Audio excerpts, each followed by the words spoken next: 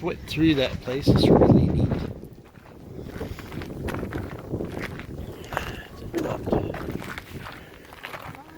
I gave a big long story about Lady Jane Grey here 2 years ago.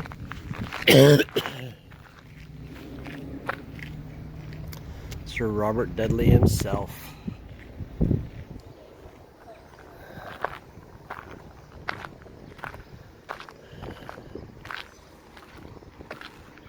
So those bathrooms are not operational. So we could put something like this right in the front of the house. Yeah, we wouldn't have to mow at all. Wouldn't have to mow. Just have to jump over. Well, if we could get boxwood to grow, we could do this. It'd take you forever to grow that boxwood.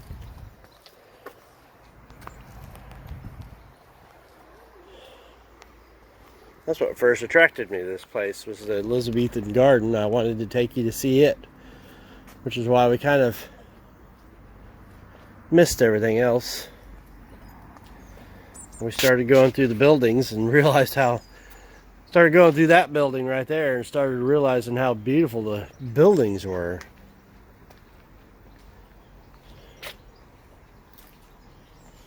But one of the great love stories, Sir Robert Dudley. Oh, look, there's a little gate right here. Sir Robert Dudley and Queen Elizabeth I.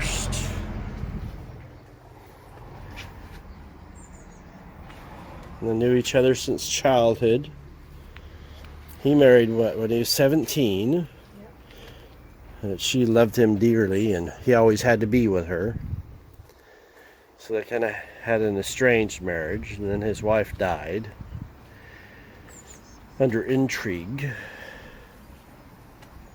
And Robert Dudley tried to get Elizabeth to marry him, but the problem was that at the time, the way the laws were written, even if you're the queen, as soon as you got married, all of your worldly possessions and everything transferred to your husband. So in essence, Robert would have been king, and she would have been Mistress Elizabeth. And she was having none of that. That and the history probably of her father and his many wives made it so she never did marry.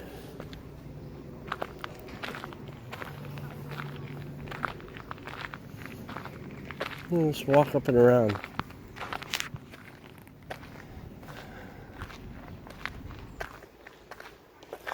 So she was not going to give up her queenship for anybody, even her best friend. These beautiful, beautiful flowers. Doing on time, 3 minutes.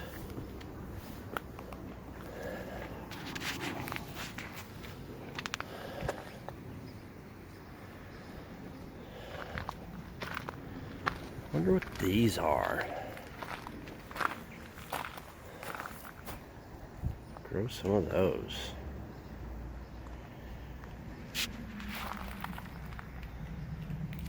Foxglove. I think there's a way around the side there.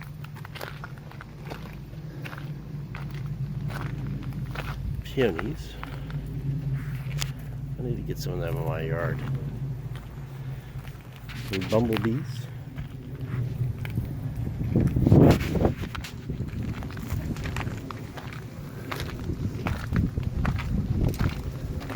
So we scoot up the steps. We do need to grow some of these, don't we? Yes. The peonies.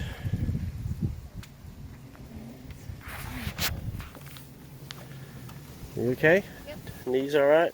Yep. We're going to get you your 7,000 steps today. Or more. And that should be 4 minutes, and that's enough.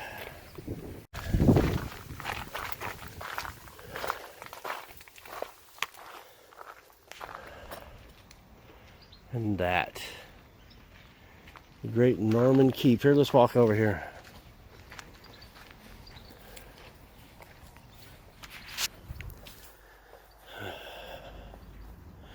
You can almost see all the ladies in their big dresses and hairdos.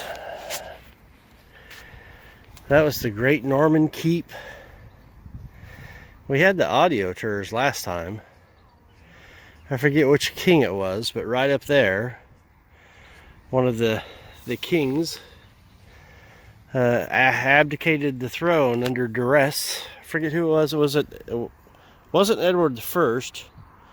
Might have been like Edward the Second or something. It was his wife made him do it. Yeah, his wife made him do it. And his son killed him. Yep, and his son killed him. Very Hamlet type of thing. But he was forced under pressure right up there. Now the whole side of that's gone again because Oliver Cromwell and his entourage didn't want this used. Because again, this was a royalist, I guess it's probably an American term. But anyway, a royalist area or castle. And so unlike Rockingham, who the keep just got pulled down, which they had a big large keep, but it wasn't near like this. But this was built in the 11th century, so 1100s anyway, I guess. Big Norman, you can tell by the big square, very ornate sides. Normans being Vikings, of course. But anyway, the inside's very pretty, and we walked all along there and going to do it again. Yes. And then we're going to go over to the other side where we never got to go to. Last time we got cowbelled out after we got through this and went up over there on the top because the big grand hall's over here. And across this wall is a surprise.